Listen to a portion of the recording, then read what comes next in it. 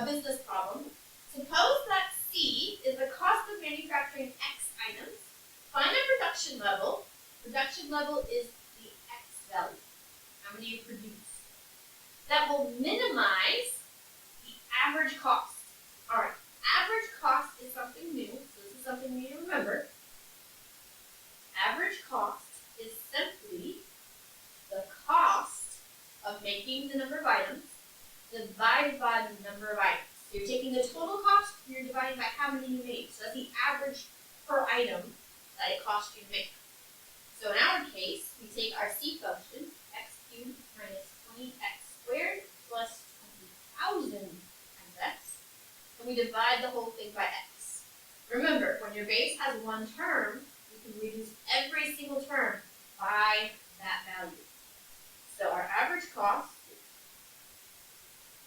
reduce. So first term becomes x squared minus 20x plus 20,000, and the x is gone at the end. So every term I reduced by what was in the denominator. So this is our average cost. It says minimize average cost.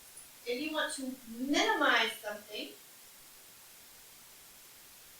you have to find the derivative. So what is the derivative? Well, I'm going to write this. So the average cost of x, I'm going to find here, so the derivative.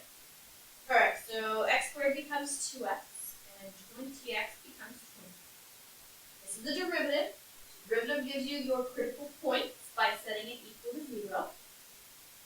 So 2x, bring the 20 around, divide by the 2,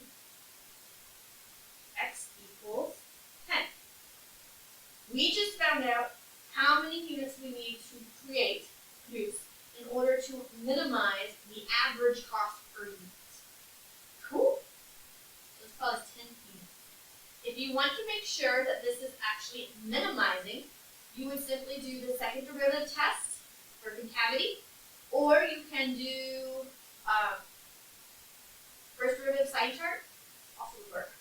So if I were to do the second derivative,